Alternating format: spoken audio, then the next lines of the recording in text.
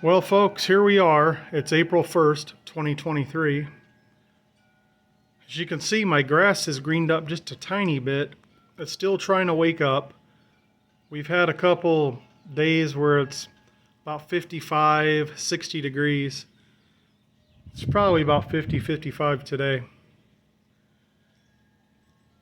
I went ahead and cut it down pretty low there. And I did fertilize it. And I'm watering it by hand. I haven't turned my irrigation on yet because it could freeze again. Usually it's safe to turn everything on here in mid-April, and then as far as planting plants that are sensitive to the cold weather, you can usually start that about the 1st of May. But I usually go ahead and start the grass about this time, and it has greened up a lot just from that little bit that I did, just cutting it, putting a light application of fertilizer on it, and just watering it in by hand. Oh, it's a pretty nice day today out here in the backyard. Got a bunch of bird feeders out. All the birds are eating from them. They should probably start making nests and going in a few of the birdhouses here before long. The wife's out here with me. She tells me it smells like poop in the backyard. And I told her that's because I've just fertilized all the trees with liquid fish fertilizer. It's a pretty good product. You just mix it up with some water and pour it on there. I do that each year for the trees. Might not be able to see too many birds, but I'm sure you can hear them. They're chirping away. Of course, I really pruned back the apple tree this year. And the pear tree as well. I kind of topped that there. It was getting way too tall. So that should help it grow out bushier. And I should be able to reach the fruit, because it was so tall before I couldn't reach it.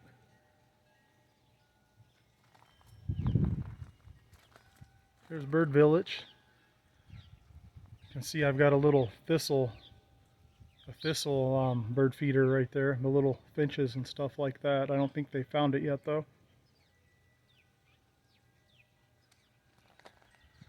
Of course, the cherry tree, I don't prune that. It's so big and crazy, I just let it go. Maybe one year, maybe I'll get an arborist over here. But I really don't want to. I'm not worried about making this one lower. I just like the shade it gives to the house. Gives a lot of habitat for the American robins. They make nests in there. It's a pretty good tree for that.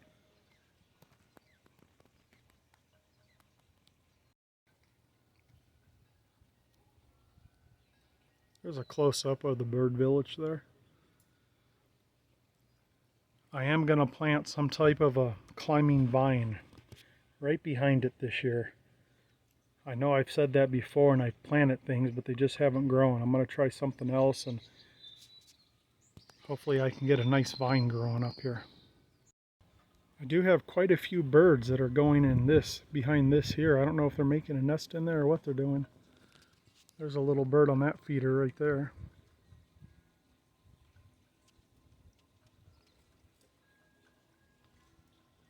Little birds in there too, moving around.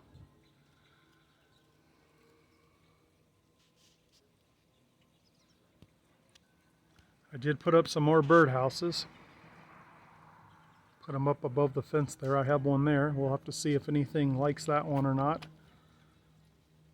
And I put a couple more back there along the back wall. One right there. And one right there. They are just extra birdhouses I have that I bought in previous years on clearance or whatnot. So I figured I'd put them up. I also did put out about 10 praying mantis egg sacs this year. Egg cases. I usually do that each year. You can see I put them on the pear tree here. I have one there. I believe I put 2 on the pear tree. There's another one on there somewhere. But yeah, And I have them on the apple tree. I put 2 on the apple tree as well. There's the other one right there. And when they hatch, there'll be about 50 to 100 little baby praying mantises, and they'll eat all the little aphids and all the little insects. That way I don't have to spray the trees. It's a beneficial insect to have around, the praying mantises. I put 3 or 4 in the big cherry tree there. And I put them out around the yard on various things. I put a couple on my climbing rose bush. I picked this little guy up at the Goodwill yesterday. It was actually brand new in the box. It's solar powered. It just has some little lights in there where the little squirrel is. Got that for $3. Thought that was pretty neat for the yard. And I also got this peacock back here. I actually had this at the Goodwill. Now, it wasn't a donation that somebody donated. Most of the stuff in there, you know, it's donations, and they also do have some brand new retail items for sale. This was one of them.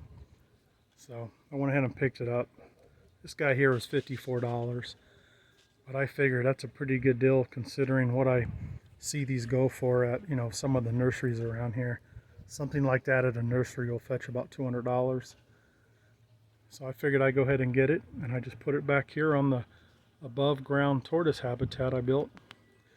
Of course, there's the goat that my wife and son got me for my, when did they get me that? Maybe Father's Day, or I think maybe Father's Day. I really love that little goat.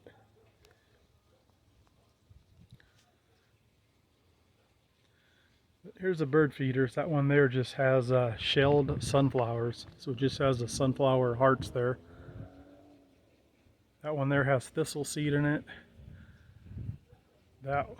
Let's see, thistle seed, shelled sunflowers, black oil sunflowers, and that one there has a combination of black oil, shelled, and thistle seed.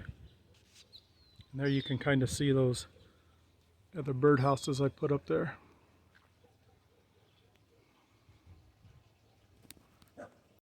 Here's a couple tortoises I got when I was at Lowe's in Reno. These are solid concrete tortoises. They probably weigh about 60 to 80 pounds each. I actually saw the same exact tortoises at a nursery in Sparks, Nevada. It's called Rail City. It's real up class and expensive. They're $225 there. And it's the same identical one. I almost think they probably go to Lowe's and buy these and resell them. I got these at Lowe's for $33. I got 2 of them. When my tortoises come out of hibernation, I wonder if they're going to think that's a real tortoise and try to attack it. Here's that other bird feeder here. That one has the black oil sunflower, the sunflower hearts, and then thistle seed on the other side where you can't see it. There's my, I believe those are guinea fowl right there. I've had those for a couple of years. Here's my favorite one.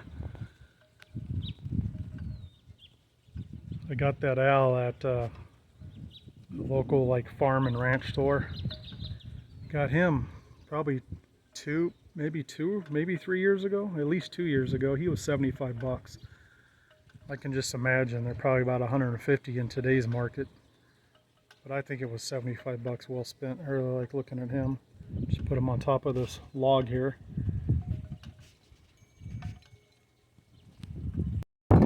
Here's a little flower bed I made here. I did have those metal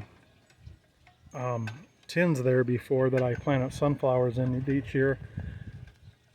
So I put this border up here and brought in triple mix dirt and some compost in there. And I did go ahead and put various types of sunflower seeds in there, like 4 different types of sunflowers. But instead of mammoth sunflowers that get like 10, 12, 14 feet high, these are only supposed to get 2 to 4 feet tall. So they should look pretty nice there. And then over here, I also put some of the same sunflowers. And I also put a whole bunch of gladiola and tulips in there. They might not come up this year. We might get those next year. And I did put some perennial bushes here. I forget the name of them. These get all kinds of yellow flowers on them. And then the one in the middle, that's a burning bush. Of course, it gets red. So I'll just have them keep them pruned in there so they don't get too wild. But that should fill that area up pretty nice there. And there's that little planter thing on the other side of the log I brought home. I got that out of the wash. And there's, I think that was some type of heron, a great heron or something. I got that at the Big R farm and ranch store as well there. There's another little bird village I made right there. We'll have to see if that attracts anything this year. Here's some rocks we collected out by Yerington, Nevada. These are high in copper, as you can see.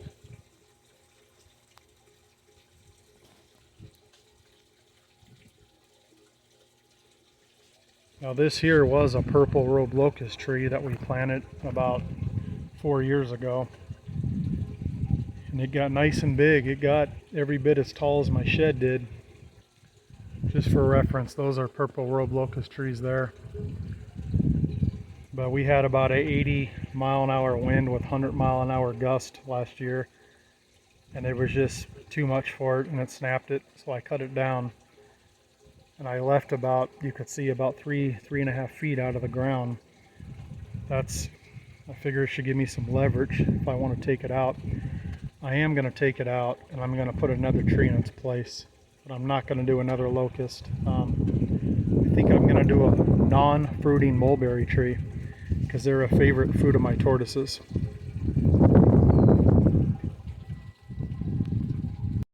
Here's another one of those concrete tortoises that I got from Lowe's. Right there.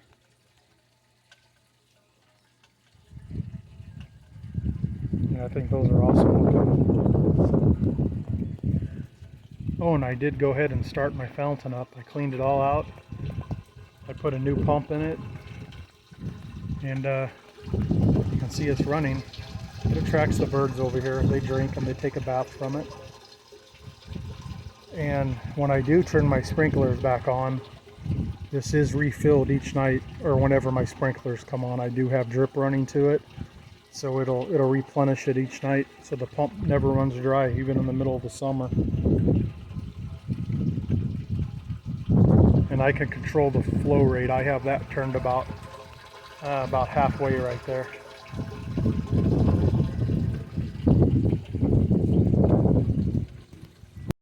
And then this here is it's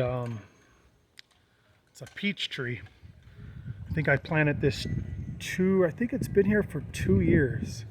Yeah, this will be the beginning of the 3rd year. It was just a little thing when I planted it. Like where that tag is right there, the total, I don't know, it couldn't have been a whole lot taller than that, I don't think. That was probably towards the top. But anyway, it's getting bigger now. It's it's probably about a good 6 feet tall now. I haven't pruned anything on the top yet. Oh, there's some little yellow-bellied finches. I think there's one right there. But this gets beautiful, real deep pink flowers. I haven't got any fruit on it yet. You know, it's still a young tree. But I know I'll get beautiful, real dark pink flowers on it this year. And I did put one of the praying mantis egg sacs on there as well. Let me see if this will still tell me what kind it was where it blew away. There we go. It's a red barren peach.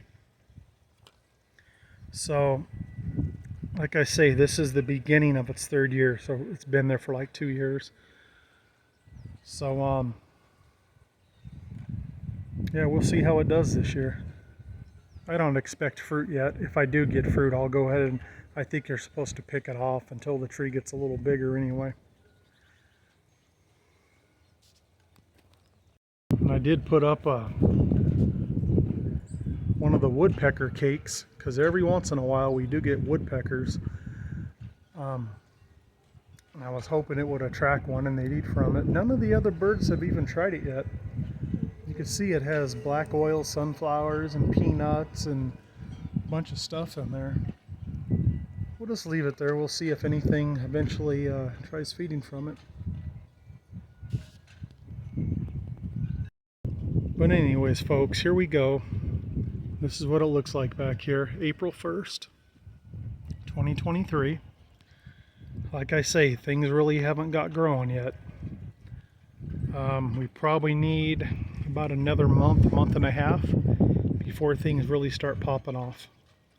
But it is a beautiful day out today. There's just enough of a breeze, as you can see, not terrible. And it's actually, it's a nice temperature when you're out in the sun.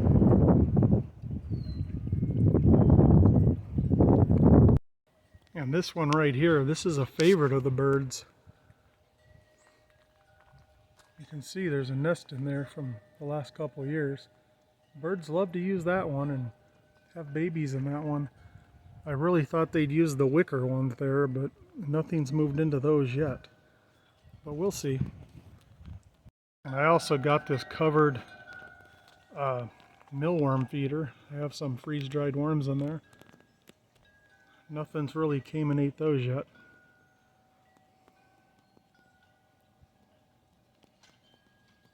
Here's the trellis with the climbing rosebush on it. I really need to thin this out. As you can see, nothing started to grow this year. Not yet anyway. But I'm going to thin that top out by about probably a foot. Cut it a foot down. And I'm going to thin out the sides on it.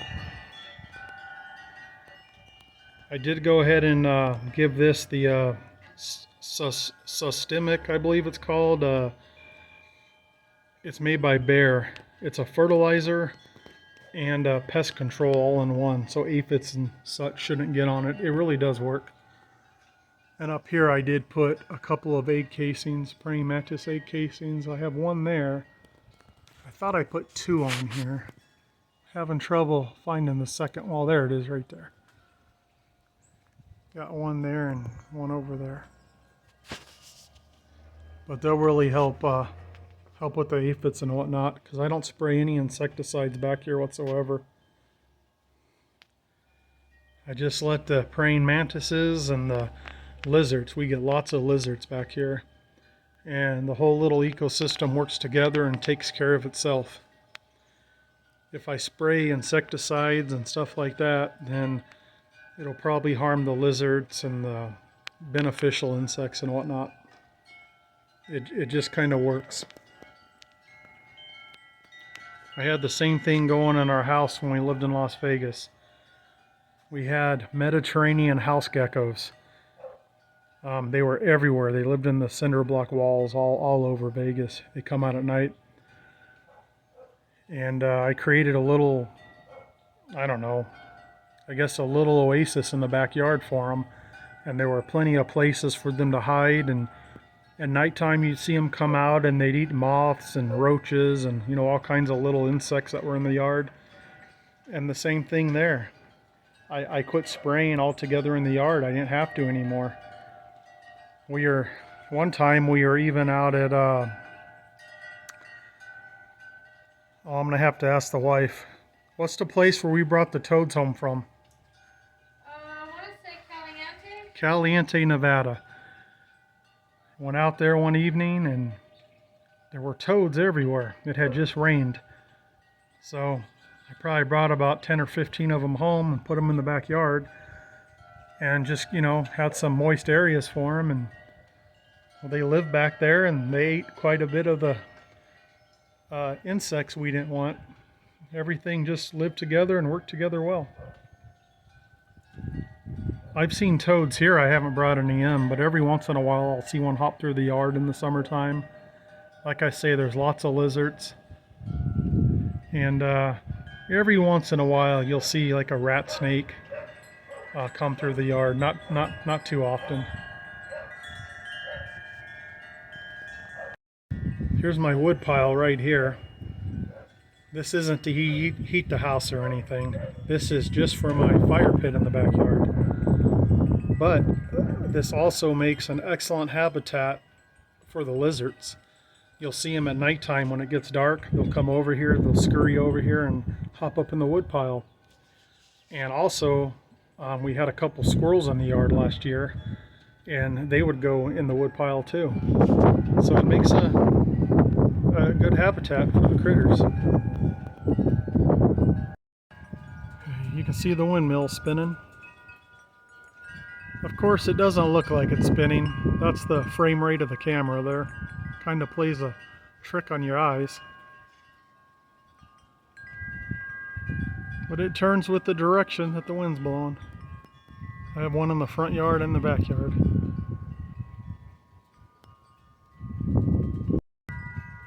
Oh, there we go, spinning around. As you can see, I've had to reinforce it with a piece of rebar and some other stuff, because the way they come, the first wind they'll come apart. I've had to weld it together, and now it'll withstand pretty much anything. And then over here, I have a little turtle. That my daughter and granddaughter and son-in-law got me for my birthday. Look at that cool little guy. It's very detailed. Look at the iridescent green on it. Yeah, pretty much everyone knows that I like tortoises and turtles. Alright, let's go do a temperature check real quick. So this is in the shade under my covered porch here. Looks like we're right about 60, 61 degrees. Not too bad for April 1st. And if anybody's wondering where the noise comes from, there you go.